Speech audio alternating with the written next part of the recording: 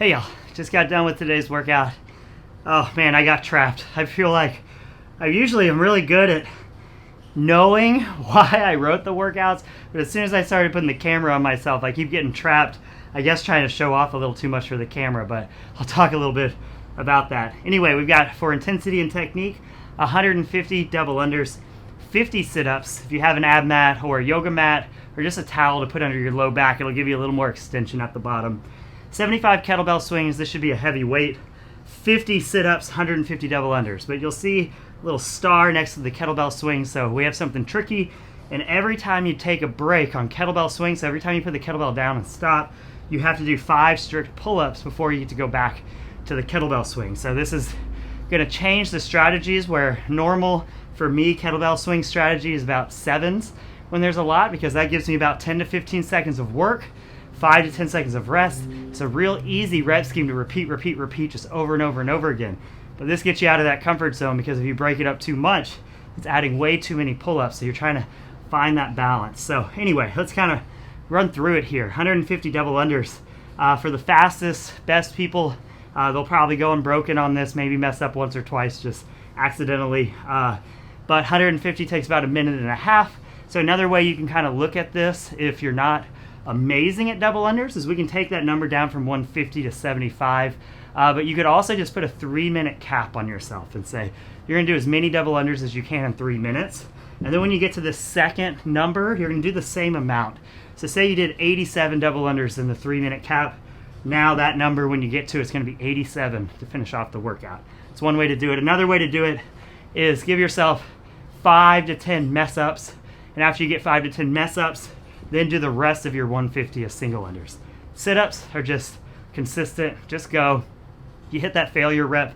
These sit-ups aren't supposed to be in failure zone. So if you hit that failure rep, that's perfectly fine. Just move on, regardless of what number you are on. So if that's on rep 27 and it's failure for your abs, it's okay. Just move on. Good job. Then 75 kettlebell swings. My sets, I started out with 15. And I think the real mistake I made is I just did 5 strict pull-ups unbroken. In my head, I was kind of thinking of going 3 and 2, but the first 5 felt so good, and that was kind of the trap.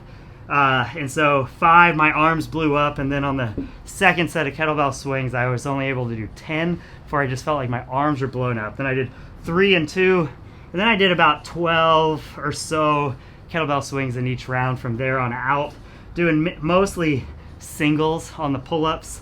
And then on that very last one, I was at rep 55, so I knew I had 20 more, and I was like, I don't want to do any more pull-ups. So I did one big set to finish. So that's what I'd recommend, is probably 10 to 20 on your sets.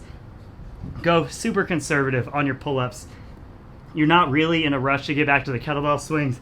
I was going a little fast on the pull-ups, and then I found myself just standing in front of the kettlebell, because you have to be rested enough to get a big set, so you got to be kind of careful there. So conservative on the pull-ups, you just have to get them done in the most conservative way you can, probably 10 to 15, and then when you feel like you're in striking zone, or whatever that is for you, at the heavy weight, it should only be 20, but maybe it's 30. It just kind of depends, but it's probably about 20, and you're just going to have to go for that last set and see what you can do.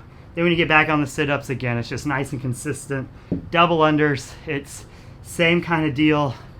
For me, it's like my arms, my grip, my forearms were just smoked from the kettlebell swings and the pull-ups. So it made the double unders just burn, the arms burn so much. But that should never be a showstopper for you. So you just have to be ready for the double unders to hurt at about rep 30 and just ignore it and go and go and go and ignore it.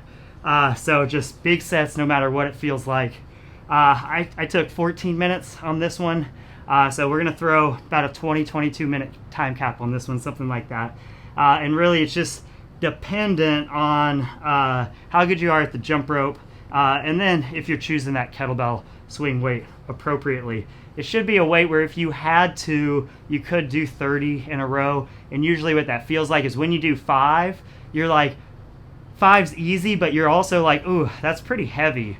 That's kind of what that heavy weight feels like. So enjoy this one. Just chip away.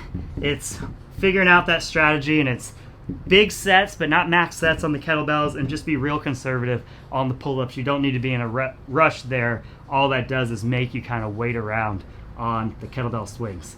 Well, I'm going to let the demo video. Just keep playing to the end there. So feel free to watch that. We have at-home variations with dumbbell, one-arm alternating dumbbell snatches and a ruck, and variations if you don't have a jump rope and things like that on the WOD blog and in the description of this video. So check that out if you have any questions. Talk to y'all soon.